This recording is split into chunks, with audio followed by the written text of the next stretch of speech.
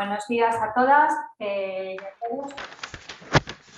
Bienvenidos a esta segunda sesión del ciclo Encuentros Rebeldes del Instituto Cervantes de Milán, en colaboración con el Grupo de Mujeres Cervantes. Entonces paso la palabra a Cristina Raez, que presenta la jornada de hoy. Hola, buenas tardes, buenos días, bienvenidas a todas. Buenos días y bienvenidas a Irene y a Rovira, que nos acompañan desde México. Hoy, para aprender a tomarnos en cuenta y darnos cuenta, contamos con Guiomar, que os presentará después Irene. Yo solamente decir dos cositas sobre Irene, aparte de que fue alumna nuestra, lo cual es un motivo de orgullo. Irene es doctora en Desarrollo Rural, actualmente se desempeña como coordinadora del proyecto de prevención de violencia de género. ¿Perdón? Se desempeña, decía, como coordinadora del proyecto de prevención de violencia de género en Médicos del Mundo, Suiza, en Chiapas, México. Ha participado en diferentes organizaciones sociales y comunitarias en temas tan variados como la economía solidaria, salud comunitaria y participación política de las mujeres. Irene, es un gran placer tenerte con nosotras. Antes de cederte la palabra, recordar a nuestras rebeldes que tengan por favor los micrófonos apagados y también que en el chat podéis escribir todas las preguntas que queráis hacer a nuestra ponente. Dicho todo esto, agradecer también a la Escuela Cívica Interpreti e Traduttori Alfiero Spinelli, que nos sirven de traductoras. Muchas gracias y Irene, a ti la palabra. Muchas gracias, Cristina, y gracias a todas las mujeres del Instituto Cervantes que organizan estas charlas rebeldes y también por la invitación. Es un honor para mí hoy presentar a Guiomar y moderar este espacio. Entonces, Guiomar es una investigadora y profesora universitaria mexicana y catalana. Es autora de los libros Activismo en Red y Multitudes Conectadas y Mujeres de Maíz. Actualmente es investigadora Marie Sklodowska-Curie en la Universidad de Girona. Ha sido profesora en la UAM de la Ciudad de México durante 18 años. Señalamos su último artículo publicado, que bueno, es en inglés, pero en español se titula Activismo y Trabajo Afectivo para la Acción Directa Digital, la campaña mexicana del Me Too en los estudios de los movimientos sociales. Y bueno, también mi amiga. La charla que Guiomar va a darnos hoy se titula Tomarnos en cuenta y darnos cuenta, acción y comunicación de las multitudes conectadas feministas. Y para esta charla va a tener, como decía Cristina, alrededor de 40 minutos. Vamos a tomar las preguntas en el chat y bueno, yo voy a leer las preguntas y al final vamos a tener 10, 15 minutos para este espacio de diálogo. Así que es todo de mi parte y cedo la palabra a Guiomar. Bueno, pues muchísimas gracias, queridas rebeldes. Estoy muy feliz de poder acompañarlas en esta charla y poderles pues presentar mis ideas sobre esta potencia, digamos, de agregación de las mujeres y de los cuerpos feminizados también en las redes.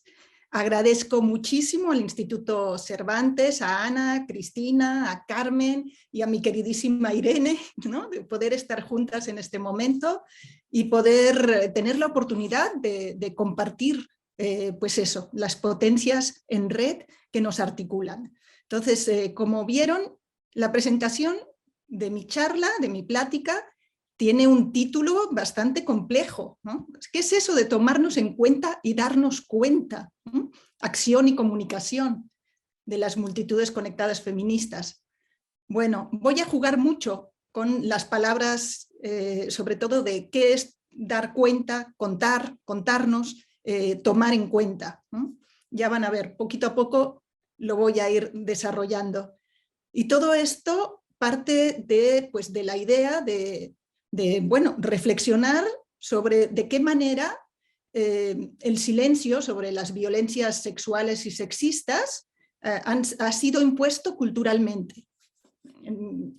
Por ejemplo, como nos señala Linda Alcoff, un sesgo cultural patriarcal extendido es considerar que las mujeres y los niños mienten en general y siempre, ¿no? Cuentan verdades a medias. Por tanto, no hay que prestarles atención. Otro gesto cultural patriarcal, la homofobia y la imposición de una masculinidad heterosexual, también intimida a los sobrevivientes de sexo masculino y los hace callar.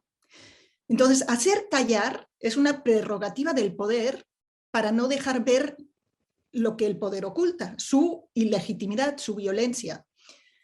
Si esos discursos culturalmente silenciados salen a la luz y se pronuncian en público, inmediatamente se intentan desactivar poniendo en duda a las personas por su condición femenina o feminizada, por su condición racial, su edad, su clase social. En el caso de las mujeres, generalmente se las descalifica, se descalifica su palabra y se les atribuye poca racionalidad, un pasado dudoso, una acción imprudente, un comportamiento riesgoso, como salir de fiesta o su forma de vestir. Así ocurre normalmente que la palabra de la víctima se suele percibir exagerada, como una locura o directamente como una invención o una mentira. Entonces, ¿cómo luchar frente a este silencio emponzoñado que favorece la impunidad y reproduce la cultura de la violación? Y aquí viene un poquito la propuesta que yo hago de pensar en tomarnos en cuenta como esta posibilidad en las redes digitales, que lo hemos visto, en las redes activistas, que no nada más son en las redes, sino también físicamente, que nos atraviesan los cuerpos, porque la distinción entre lo online y lo in situ ya no tiene ningún sentido, como podemos comprobar en este momento, que estamos compartiendo una misma experiencia. Entonces, ¿cómo en estas redes generamos redes de reconocimiento a través de la empatía?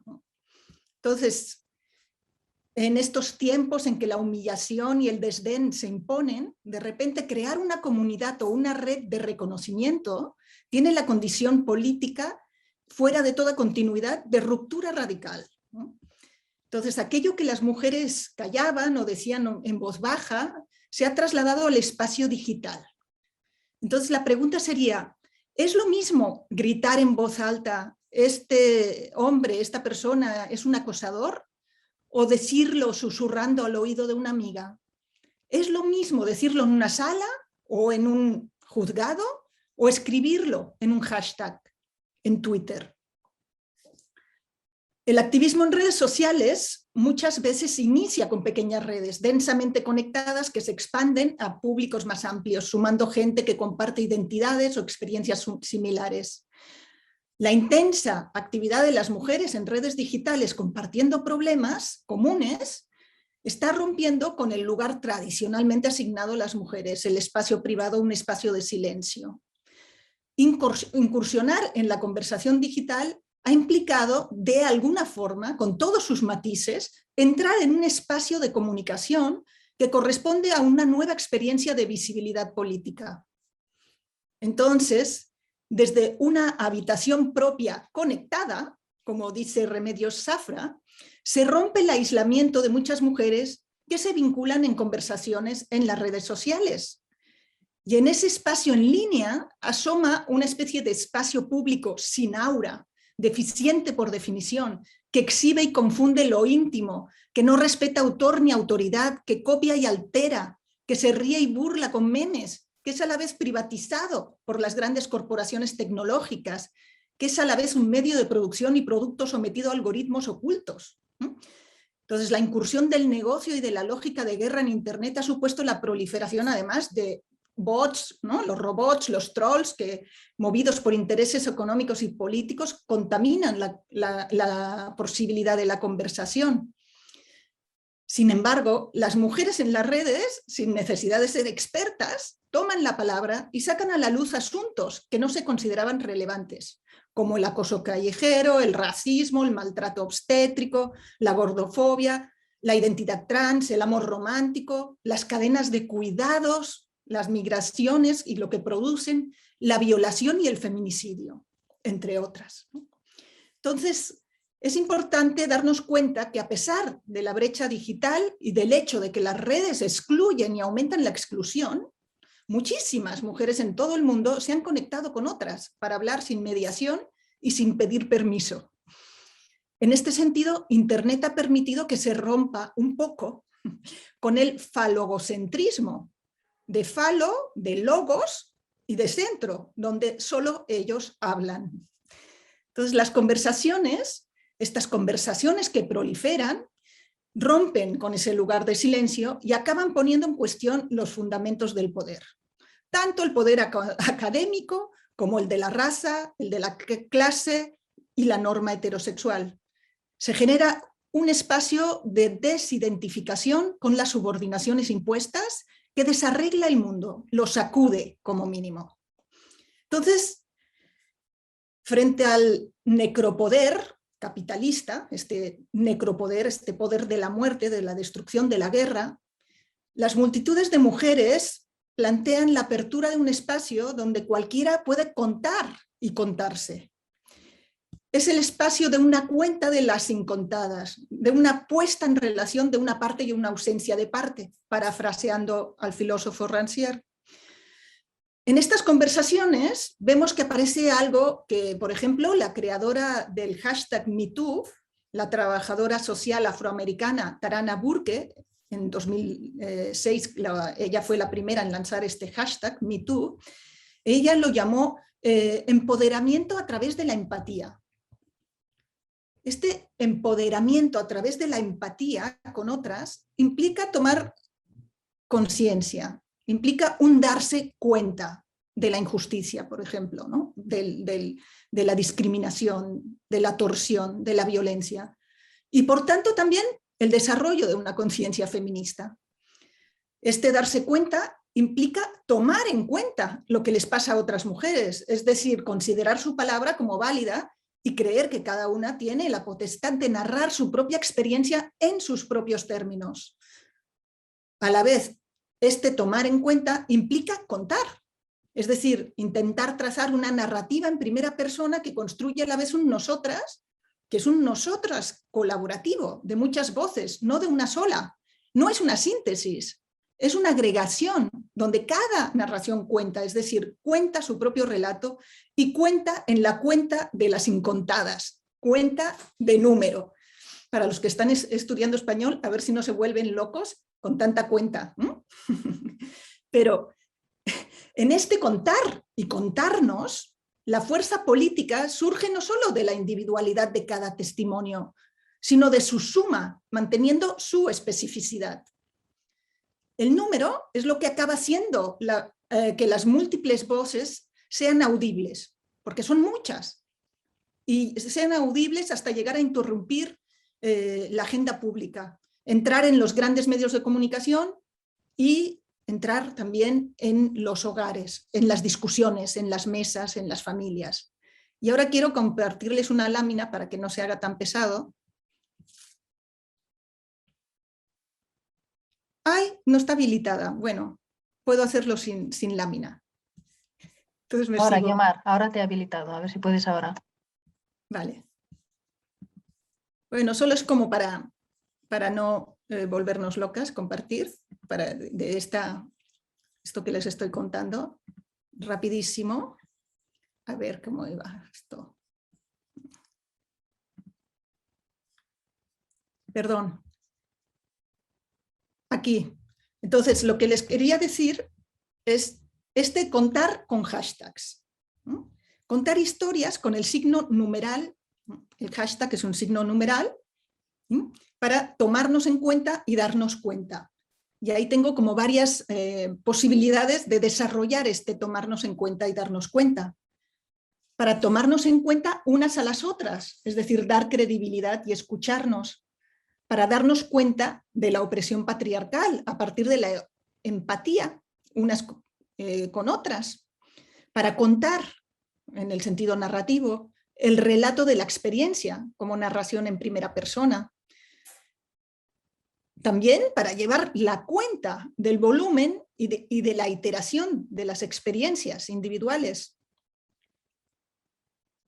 también para dar cuenta de las que faltan o han sido silenciadas. Podríamos hablar de los feminicidios, podríamos hablar de las desapariciones. Y también para tomar en cuenta lo que no se cuenta y darnos cuenta de lo que falta. Hay también una tremenda reflexión interseccional que aparece en este contar con hashtags y que tiene que ver con eso, ¿no? ¿Dónde están las mujeres racializadas? ¿Dónde están las mujeres, digamos, sometidas a condiciones de violencia extrema y de pobreza extrema? ¿Dónde están las mujeres con otras habilidades, ¿no? Etcétera.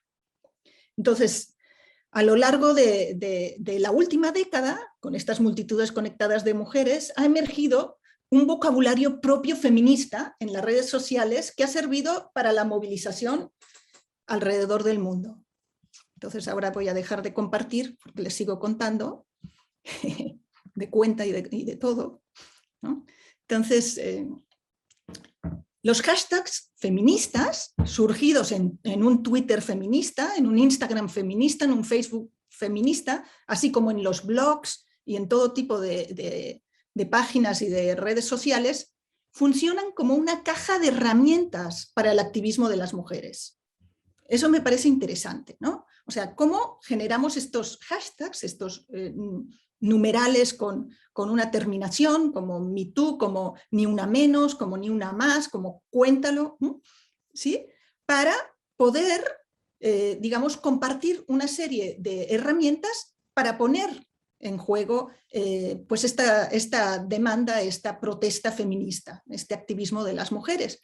En cierta manera, todos estos blogs y estos espacios funcionan igual que lo hizo la temprana y larga tradición de la prensa feminista. Tampoco no es nada nuevo, simplemente cambian la posibilidad de la intensidad de la interacción y de la aportación, ¿no? Incluso podríamos hasta verle los problemas, ¿no? Saturación, etcétera, etcétera, ¿no? de voces emisoras, ¿no? Pero entonces yo quiero llamarles a estos hashtags de las multitudes feministas femitags, ¿no? O sea, no son hashtags, sino femitags, ¿no? No los llamo femtags, pues no se trata de hashtags marcados por la condición femenina, sino femitags por su carácter feminista como instrumento político,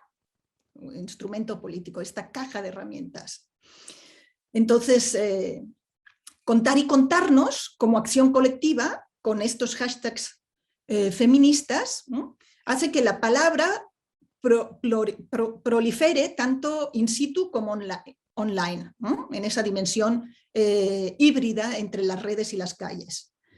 Desordena también estos hashtags y esta potencia de contar y contarnos, desordena los espacios de los movimientos sociales.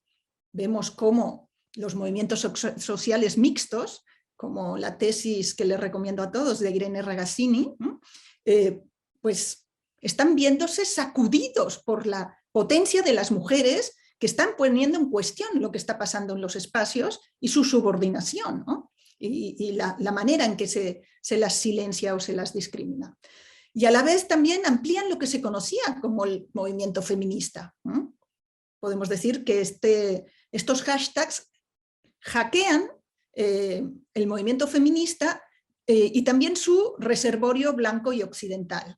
Entonces, la actual ola de multitudes feministas que sacude el mundo, y sobre todo hablo desde América Latina, vemos que las organizaciones no necesariamente estructuran la comunicación en el movimiento. Por el contrario, la comunicación misma, desde los blogs hasta los hashtags, se ha convertido en una infraestructura organizativa. Las redes convocan y son la convocatoria. Entonces existe una relación inextricable entre el orden de la palabra y el orden de los cuerpos, que determina un lugar a cada quien. El uso de femitags se revela como una fractura.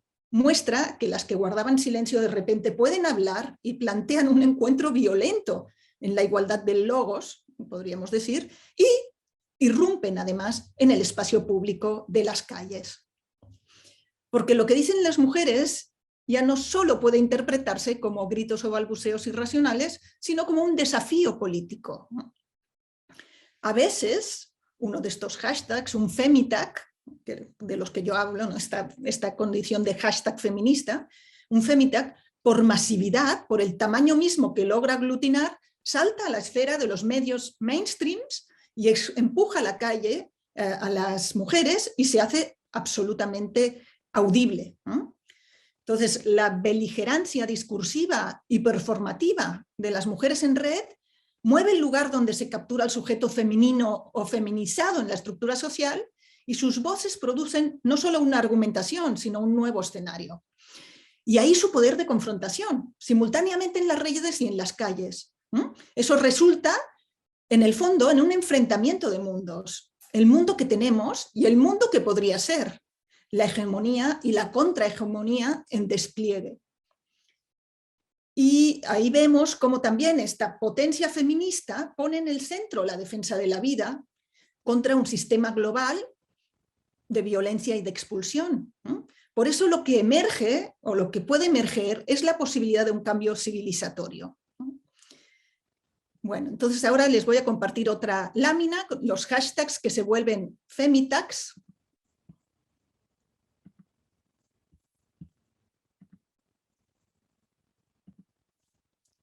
Bueno,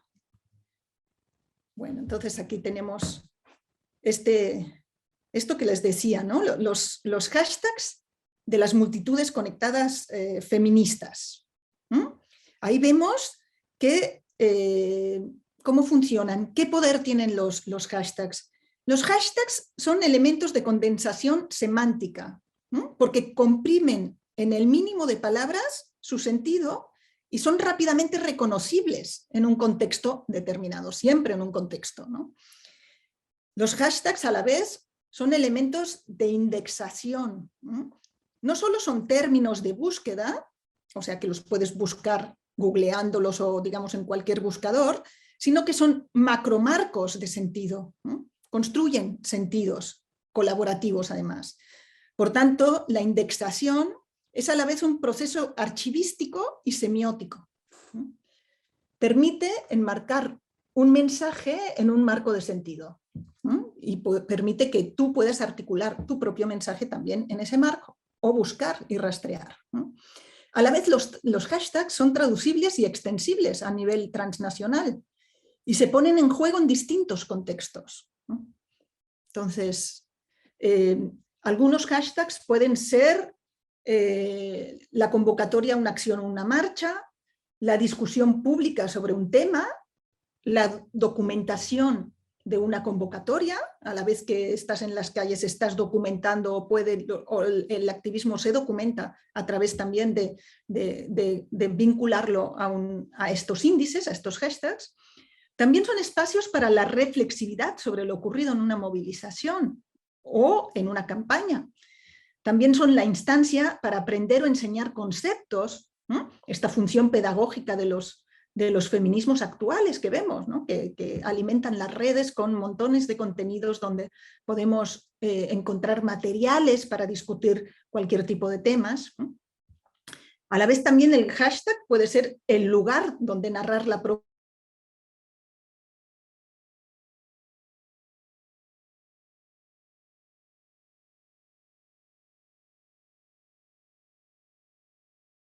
experiencia de violencia sufrida, archivo de feminicidios, por ejemplo, o archivo de agresiones sexuales en el Me Too, ¿no? Por ejemplo. También el lugar donde compartir materiales gráficos, visuales, audiovisuales, podcasts para la acción, muy importante. El lugar para enlazar activismos, generando puentes y marcos transnacionales. Para pasar a la acción. Y también tendríamos que decir un lugar nada agradable, que es el lugar donde se genera el backlash o el discurso del odio, el ataque contra muchas mujeres activistas, ¿no? Entonces, algunos de los femitags de las multitudes conectadas que inician en 3 contextos, que les voy a presentar ahora, pueden servir un poquito de ejemplo de estas múltiples funciones, de esta caja de herramientas que suponen estos femitags, ¿no? Entonces tengo el ejemplo de... ¿se ve? Ay, es que queda un poco tapado por mi carota. Pero bueno, les quería hablar de 3 para mencionar, les he puesto aquí unas visualizaciones que hicimos, ya en otro momento las explicaremos, pero simplemente quedan como ilustración, que tienen unos colores muy, muy sugerentes. Pero un hashtag importantísimo, por ejemplo, en Argentina es Ni Una Menos, un hashtag muy mexicano es el Ni Una Más, y un hashtag, digamos que es una campaña, digamos, cercana al Me Too, pero en el contexto español, que es el Cuéntalo, que además se viraliza a toda América Latina, ¿no? Como tres grandes femitags que les quiero mostrar. Ni Una Menos arranca con las enormes protestas el 3 de junio de 2015 en Argentina contra el feminicidio de Chiara Páez. Este hashtag ha dado nombre y se considera el parteaguas de la ola global de las multitudes conectadas de mujeres. Su éxito y viralización lo convirtió en un identificador de la ola transnacional actual. Cuéntalo, como van a ver, todos aparecen en un contexto muy local y se extienden. Cuéntalo aparece el 28 de abril del 2018 en España. A diferencia de Ni Una Menos, no llama a movilizarse fuera de la red, sino que es un hashtag propiamente intradigital, ¿no? Llama a compartir testimonios de violencia y de trauma sexual. Lo emitió la periodista Cristina Fallarás en 2018 en el contexto de indignación por el fallo judicial conocido como la sentencia de la manada. Era esa sentencia que exculpaba de violación a 5 hombres que agredieron sexualmente y violaron a una joven en Pamplona en 2016. Fue un momento de gran indignación de las multitudes feministas, de las mujeres en España, y Cuéntalo se viralizó y llevó a muchas mujeres, no solo en España, sino inmediatamente, como se ve en las redes, se extendió también a América Latina y llevó a muchas mujeres a romper el silencio en concurrencia con otro hashtag muy importante, Femitag, que es el Yo sí te creo, o Yo te creo, o Yo te creo amiga, o amiga yo te creo. Se puede considerar como una de las variantes hispanas, como les decía, del fenómeno Me Too, que inició unos meses antes. Y luego tenemos como el otro ejemplo, el Ni Una Más, ¿no? Ni Una Más, cuya la frase Ni Una Más fue escrita a inicios de siglo, por la poeta mexicana Susana Chávez, madre de una joven víctima de feminicidio en Ciudad Juárez, México. Esta mamá además fue asesinada en 2011 mientras exigía justicia para su hija. Y como hashtag, la frase Ni Una Más, su presencia en México ha sido constante y creció sobre todo a partir de 2019 y 2020 con una clara función de indexar casos concretos de mujeres desaparecidas, violadas o víctimas de feminicidio. Como confrontación con el Estado y denuncia, Ni Una Más es un marcador de impunidad. A su vez sirve de puente entre dos grandes movimientos, el feminismo en red, urbano y joven, y las familias de víctimas de feminicidio y desaparición en México, movimiento más tradicional y anclado en el territorio. Entonces dejo de compartir un poquito y vuelvo un poquito a seguir esta reflexión.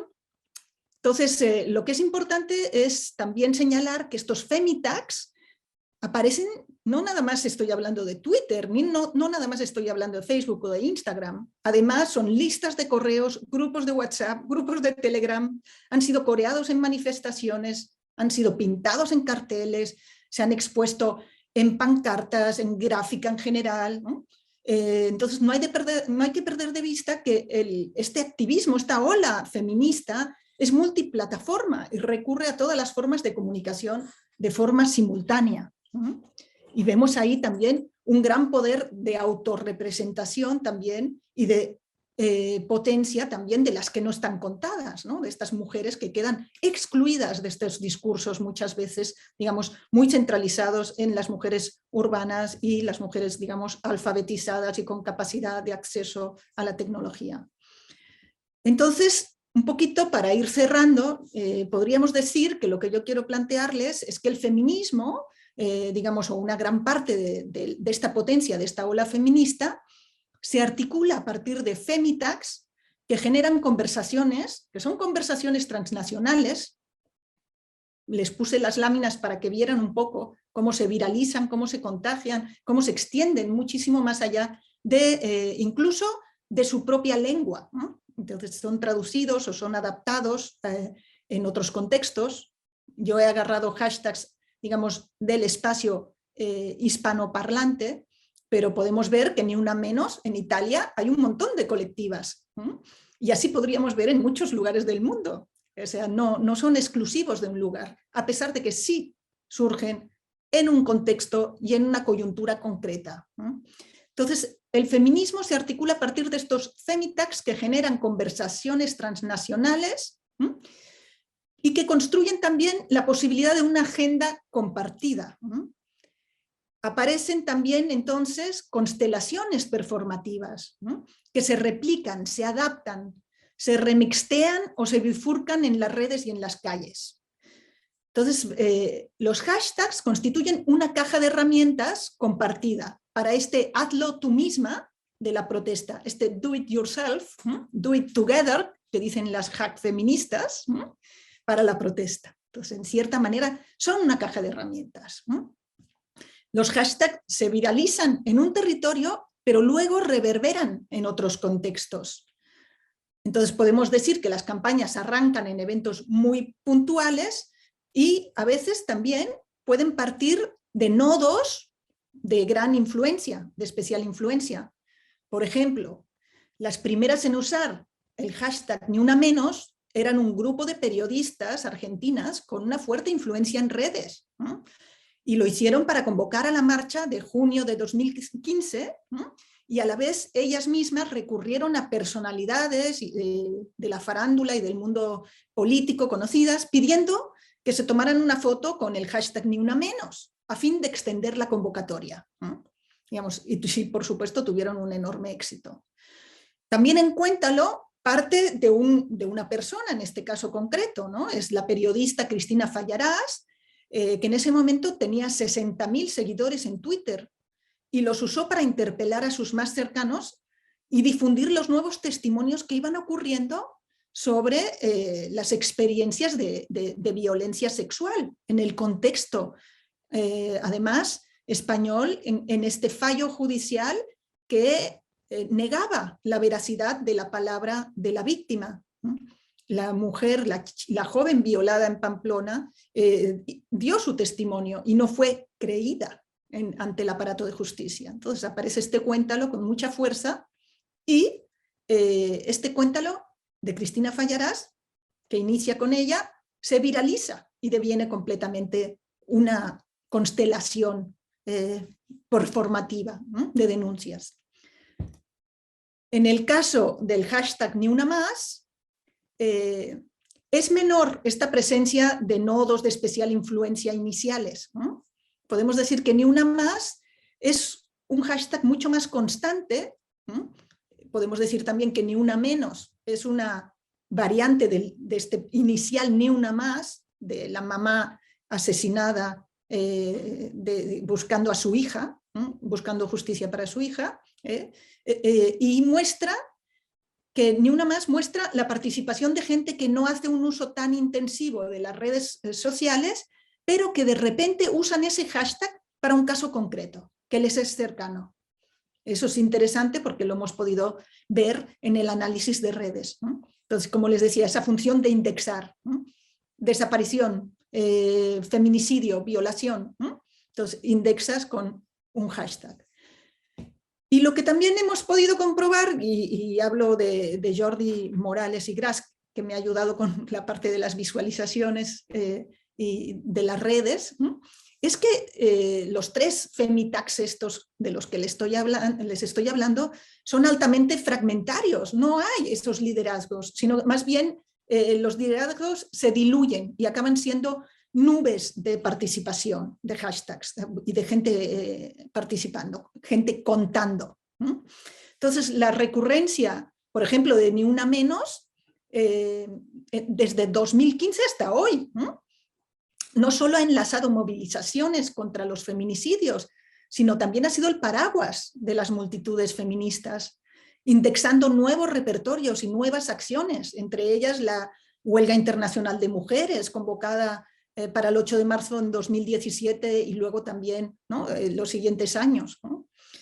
Además, Ni Una Menos ha dado nombre a múltiples colectivas de mujeres, páginas en la red, grupos de WhatsApp en toda la geografía latinoamericana y en muchos lugares del mundo, y a llamados a movilizaciones colectivas en Europa, como es el caso de Italia. También Cuéntalo, ¿no?, es una campaña que duró solo unos meses, así como el Ni Una Menos dura, sigue vivo, ¿no? Cuéntalo fue una campaña intensa unos meses, pero dejó un aluvión de narraciones que se exhiben ahora en una web. Es muy importante que se ha hecho esa web, cuéntalo.org, ¿no?, que permite su permanencia y su consulta, porque es otra de los problemas de las redes, ¿no?, que sí, es un archivo, pero es un archivo muchas veces efímero, si no se recoge, si no se guarda, si no se construye como tal. Entonces, lo que vemos es que en estas visualizaciones, que puedes acceder a ellas en la web, es que Cuéntalo construye una comunidad afectiva a partir de contar una experiencia propia o de alguien cercano y de manifestar una escucha activa. Yo te creo.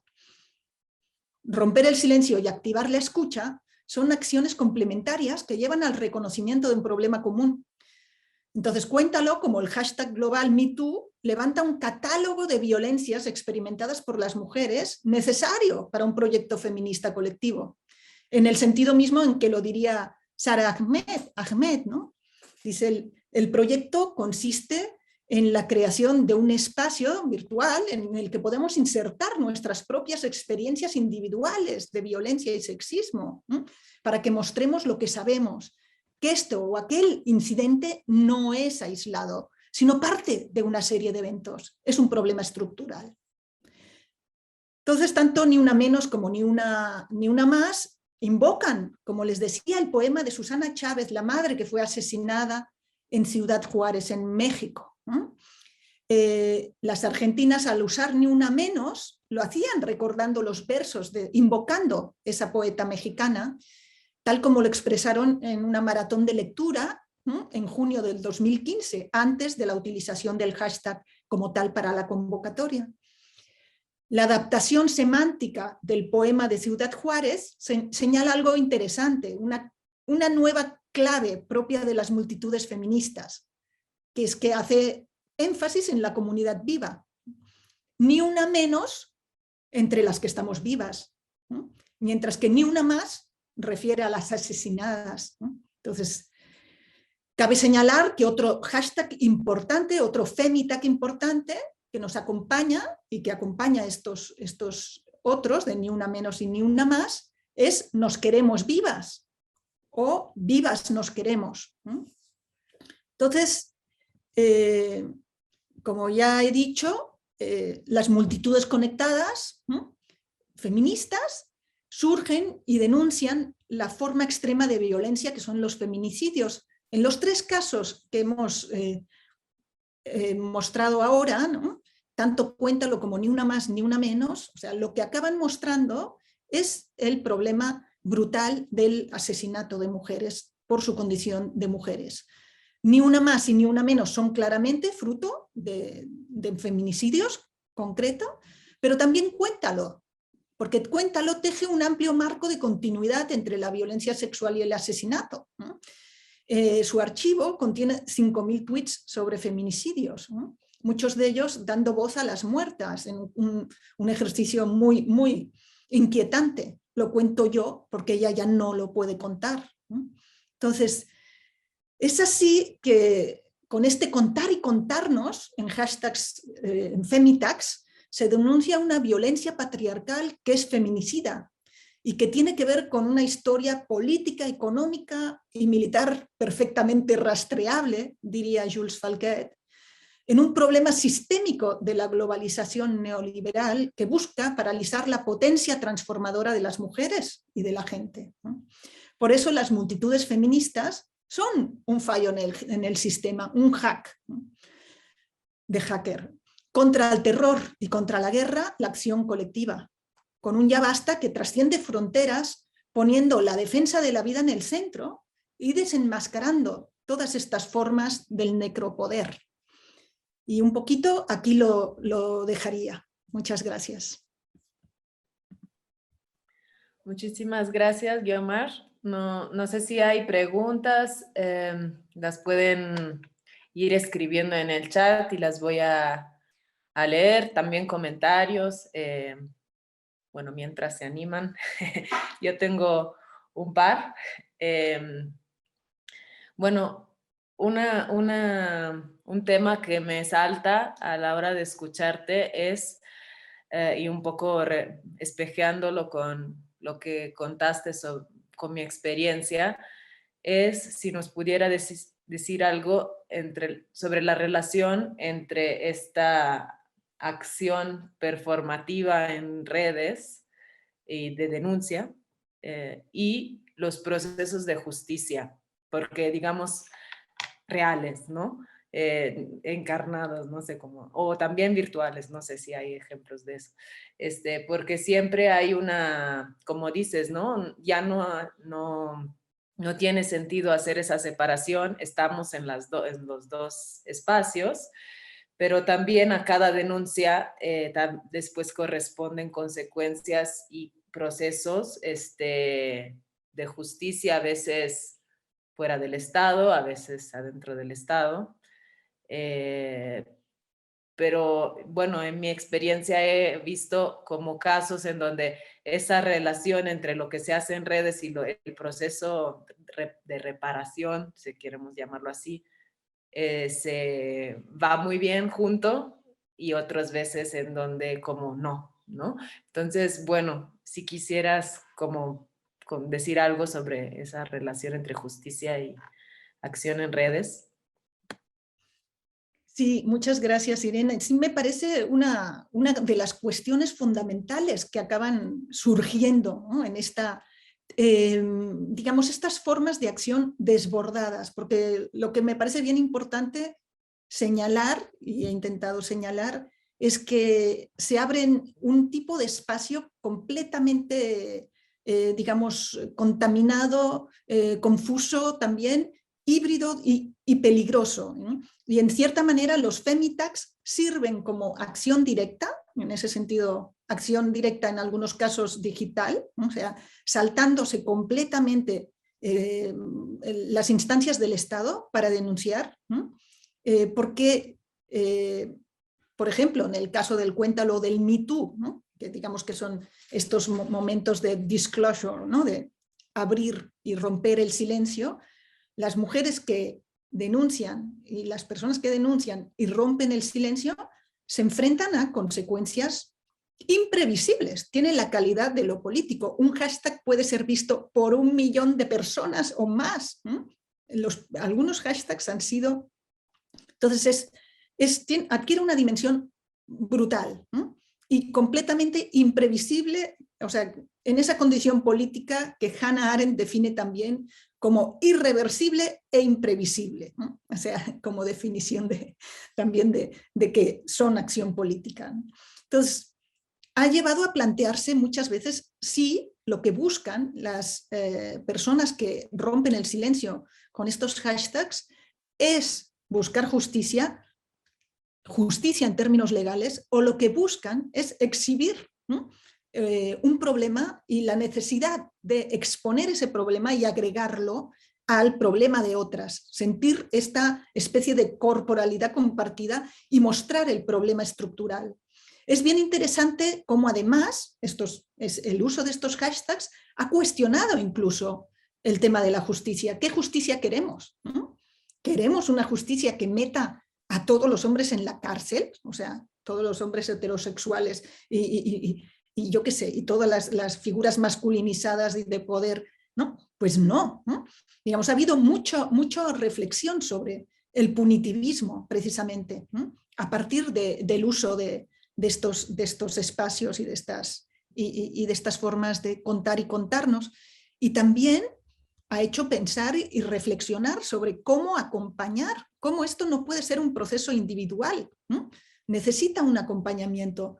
En México el caso del Me Too fue en ese sentido ejemplar, ¿no? Cómo atrás de los hashtags y de las cuentas había un montón de mujeres organizadas en asamblea, conteniendo, buscando apoyo psicológico, talleres de cómo contar, cómo narrar, cómo todo, cómo, además, cómo cuidar la identidad de la víctima. Ha habido toda una reflexión y un aprendizaje muy grande, ¿no? Pero claro, también ahí ocurren cosas como denuncias falsas, como algo que pasó en México, terrible, ¿no? Que es una revista que hizo un testimonio falso, ¿no? Para ver si era publicado o no, y logró que se publicara. Entonces, cosas de esas perversas que ocurren también, ¿no?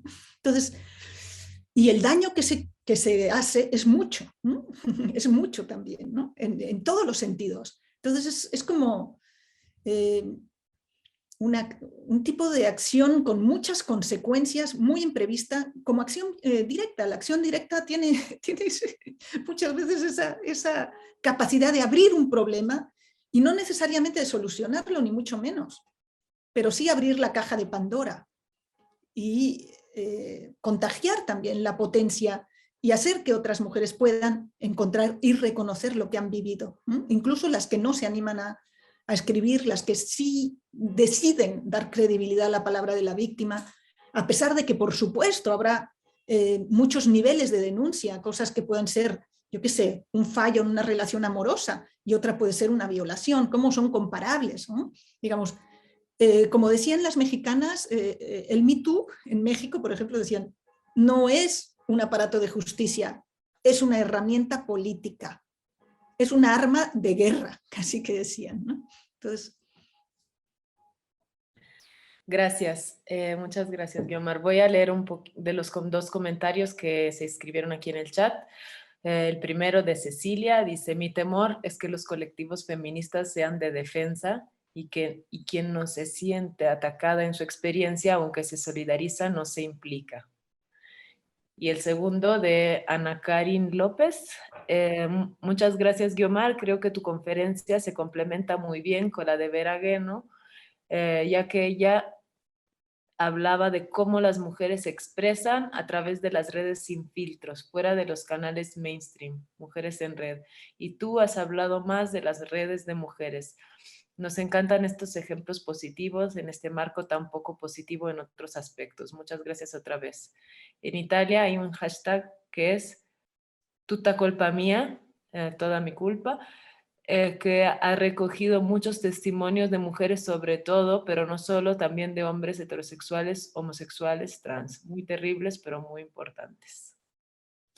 Bueno, voy a hacer un comentario, porque no son realmente preguntas, sino comentarios que agradezco mucho, pero sí me parece muy interesante la deriva, por ejemplo, en Italia, lo que me dices, ¿no? O sea, cómo eso obliga tutta colpa mía, ¿no? O sea, testimonios de mujeres, sobre todo, no solo, pero también hombres y también, digamos, trans, etcétera, ¿no? Y homosexuales y tal.